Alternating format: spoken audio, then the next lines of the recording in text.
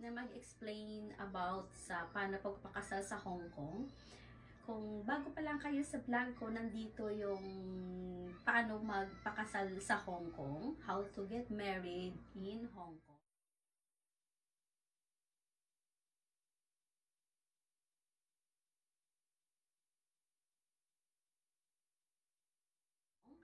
For both foreigners, nandito po yung link. Nilagay ko dyan sa baba. Kindly click na lang. And to subscribe and follow. So, bali, ito yung continuation ng vlog ko.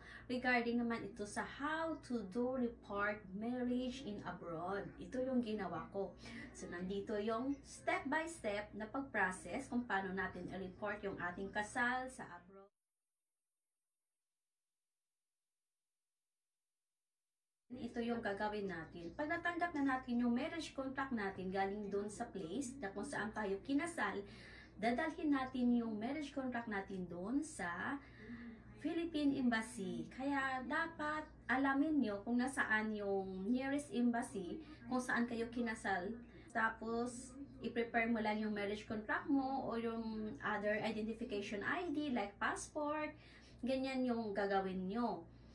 Pagkatapos mo doon, na nandun na kayo sa Philippine Embassy, sabihin nyo doon sa staff na mag-report kayo ng kasal nyo or yung tinatawag na ROM or yung Report of Marriage. So, pag bibigyan na kayo ng form, i-fill up nyo yan, tapos ilalagay nyo dyan, sundin nyo lang yung nakalagay sa marriage contract nyo, ganun din yung pag-fill up nyo sa Report of Marriage or yung ROM. Ganyan yung gagawin nyo. Kung ano yung nakalagay na sa marriage contract nyo, yan din yung information na ilalagay nyo dyan sa ROM or Report of Marriage. Pagkatapos yung mag-fill up, saka nyo yan ibibigay dun sa staff na nag-assist sa inyo. Pagkatapos, kung magkano yung babayaran nyo na fees sa pag-report ng marriage, hindi ko na alam kung magkano noon eh. Kasi yung binayaran ko noon nung kinasal ako dun sa Hong Kong, year 2009, yung binayaran ko lang na fees is around 315 Hong Kong dollars. So, yan yung binayaran ko. Depende sa place nyo or sa country nyo kung saan kayo kinasal. Depende dyan yung face niya. Ayan, nagbabaris din yan kung magkano yung ano nila, yung sinisingil nila sa pag-report ng marriage. Pagkatapos, after nyo na mag-fill up at makabayad, ayun, antayin nyo na lang yung marriage contract nyo dito sa Pilipinas for 90 days or around 3 months. Saka nyo makukuha yung copy ng ROM nyo or Report of Marriage dun sa PSA. Tapos pag pag nag-request kayo ng copy, so pag kumuha kayo ng copy dun sa Pilipinas ng kasal nyo na nireport nyo dito sa abroad, so yung ilagay nyo na information, kasi may fill upan doon na saan nangyari yung kasal or the marriage where take it place, ilagay nyo doon yung abroad, marriage take in abroad. Tapos ilagay nyo yung place of marriage para yung makuha nyo na report, yun yung marriage contract nyo na nireport nyo doon sa Philippine Embassy na copy. Yan yung lalabas talaga doon sa PSA. So, ganyan lang kasimple yung paano yung mag-report ng kasal natin pag kinasal tayo sa ibang bansa at pinaregister natin doon sa PSA yung kasal natin. Ganyan yung step by step. At sundan nyo lang yung process na nilagay ko dito kung paano yung pag-process.